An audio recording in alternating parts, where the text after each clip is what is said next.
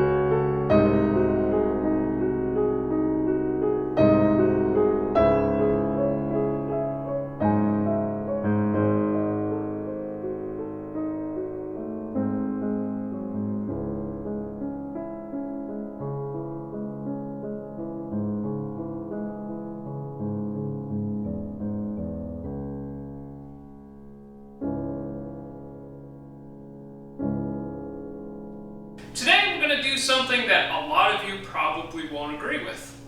A lot of you will probably agree with it too, but it may split the audience a little bit. Today, we're going to take the LS out.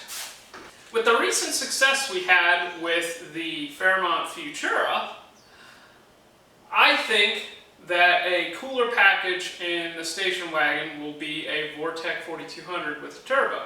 If you remember, we made that really fancy turbo setup for the Futura, and then we took it off and put the old turbo setup on. Well, you'll be seeing that again very soon, and I'd like to put it on this car.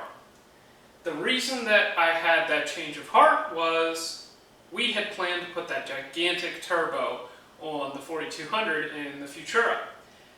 Now that car is not really set up for a transbrake, and I think that turbo is going to require a transbrake in order to get it to spool in a reasonable amount of time. So this car is already set up for a transbrake. The only problem is it has an LS, not a 4200.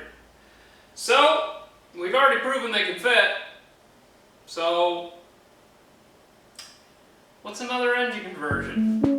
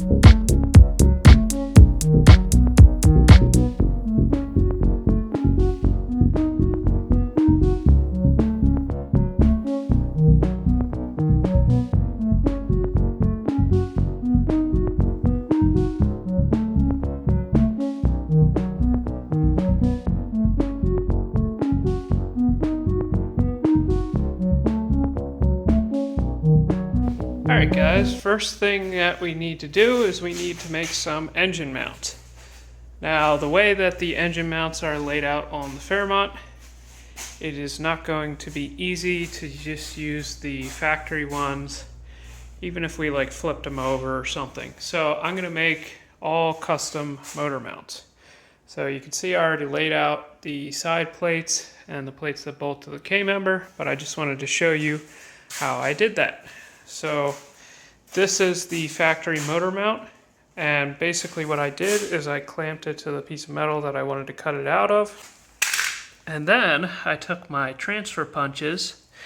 They come in all kinds of different sizes, and basically you find the right size or one that's relatively close, and you use that to center punch your holes.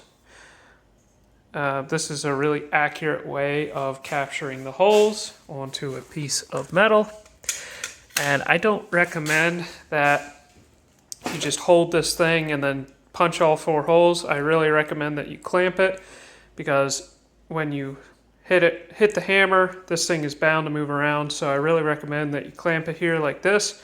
Then you drill all your holes, cut out the shape, and you're left with something like that. So the next step here is I already laid out my vertical piece here. This will go in here like this. And then we will add some gussets to make it more strong. And we should be left with a nice strong engine mount, and should be good to go.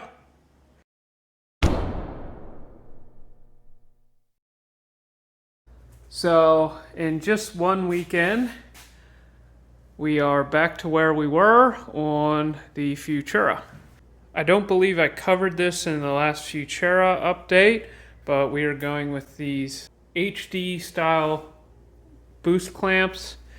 You can see what the completed one looks like here. Basically, I plan on running quite a bit of boost on this thing, so I definitely don't want a coupler popping off. Plus, a friend of mine found these, well, specifically the smaller ones like this. He found them for very cheap on eBay, so we'll be running some of those. And overall, it's basically back where we started. Give you a view with the fancy turbo. But the last clip we talked about making motor mounts. Those are complete. The engine is located. You can see the motor mount on this side. But very happy with how that all came out. Surprisingly, the engine fits better in this car than it did in the Futura, and that is because the engine sits a little bit lower and further forward. So on the Futura, we were basically going to have to run a manual brake conversion, but on the wagon, I didn't want to change the drive shaft length, so we ran the engine just a little bit further forward, and because of that, the intake that I made just barely clears the brake booster. So I'm going to save a little bit of time and money there, and won't have to convert to manual brakes, and should be good to go. So I wanted to talk briefly about why I'm actually doing this engine combo in the wagon. And what it comes down to is I'm not going to race this thing if it has an LS in it. You know, if I had the choice between this car and something with an LS in it, I'm going to choose this car every single day of the week. So essentially, the car was going to sit and, you know, basically not get used unless it got converted to a 6-cylinder. I'm the kind of guy that if something isn't being used, it's got to go. And I really didn't want to sell this thing. This thing is like one of the coolest cars that my dad and I have ever built. You know, it's built to a class, and you know, it is set up to basically take advantage of every, you know, rule that we can.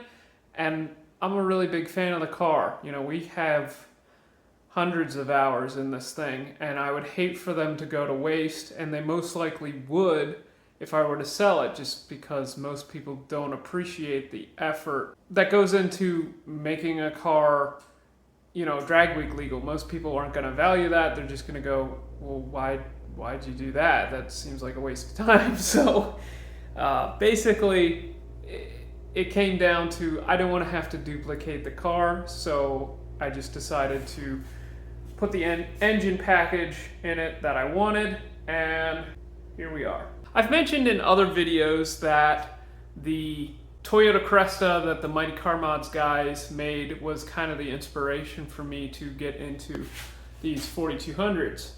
Well, that's not entirely true. I've been an inline six guy for longer than that, and that was sort of the build that gave me the kick in the pants to get off my butt and actually do a six-cylinder project like what we did in my Studebaker. The car that really inspired me to do one of these engines was the 66 Nova that went to the very first drag week. It had a Vortec 4200 in it and a turbo, and you know, it's kind of the infamous Vortec 4200 build that kind of started it for a lot of people. You know, if you think about it, that car was competing in 2005, and these engines, they had just come out in 2002. So to think about how innovative that car was, you know, a 3-year-old engine, and they're already making over 1,000 horsepower with it. That's pretty cool. But that's always been kind of what got me into the Vortec 4200. So I thought, how cool would it be to kind of duplicate the effort of the 66 Nova wagon, but in my own sort of style. You know, I'm a big fan of station wagons. They're one of my favorite types of cars. And why not do the same style build, but in my own, you know, chassis of choice?